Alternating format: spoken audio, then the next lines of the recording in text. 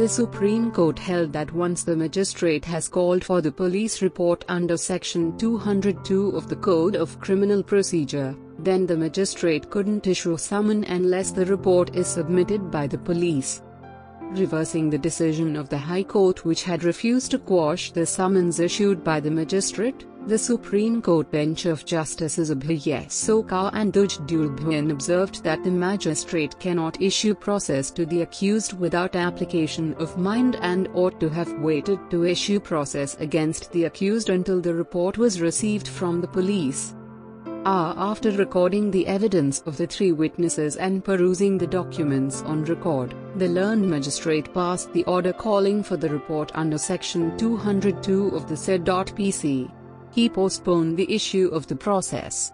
The learned magistrate ought to have waited until the report was received. The judgment authored by Okaj observed. The Supreme Court stated that the magistrate cannot issue the summons until there is satisfaction that the material was sufficient to pass the summoning order. For issuing the order of summoning, the learned magistrate could not have relied upon the same material which was before him on 15th of December 2011 when he passed the order calling for the report under Section 202 of the said PC. The reason is that, obviously, he was not satisfied that the material was sufficient to pass the summoning order. The Supreme Court also noted that an order issuing process of summon against the accused has drastic consequences, and hence, should not be issued without an application of mind. The order issuing process has drastic consequences. Such orders require the application of mind. Such orders cannot be passed casually. Therefore, in our view, the learned magistrate was not justified in passing the order to issue summons. Background. The aforesaid observations of the Supreme Court came while hearing out the criminal appeal preferred by the accused, a director of the company being arraigned as an accused by the complainant, against the decision of the High Court which has refused to quash the summon issued by the magistrate.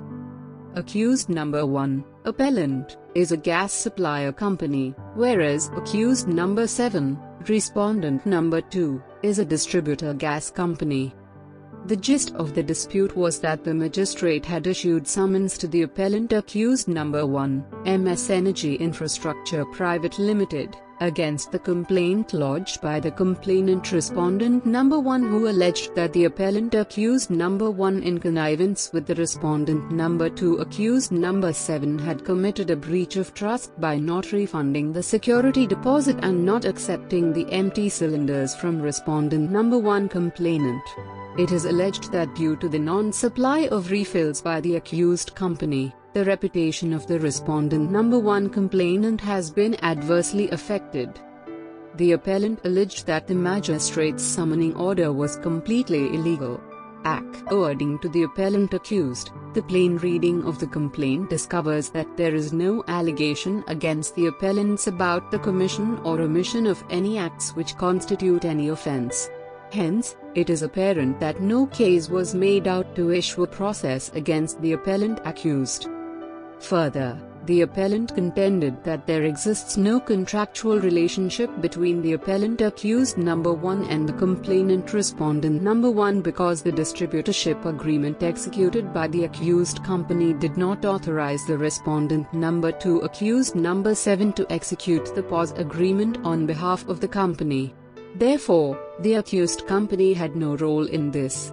There is no contractual relationship between the accused company and the respondent number 1 complainant.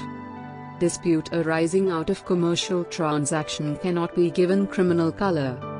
Finding force in the appellant accused number 1 company, the Supreme Court noted that the appellant has not authorized the distributor respondent number 2 to execute an agreement on behalf of the company granting the point of sale, sales outlet, authority to the respondent number 1 complainant. In fact, the entire dispute is of a civil nature arising out of a commercial transaction. Therefore, in our considered view, taking the complaint and documents relied upon by the first respondent or complainant as correct, No case was made in the complaint or in the evidence of the first respondent to proceed against the appellants. Hence, continuing the complaint against the appellants will amount to an abuse of the process of law. Therefore, a case is made out for quashing the complaint as against the appellants. The Supreme Court said. Accordingly, terming the magistrate's summons order as inappropriate, the Supreme Court allowed the appeal and quashed the pending criminal case against the appellant. Case details: Shujatiya vs. Gyan Chand Malik and Ors, Criminal Appeal Number 776 of 2024.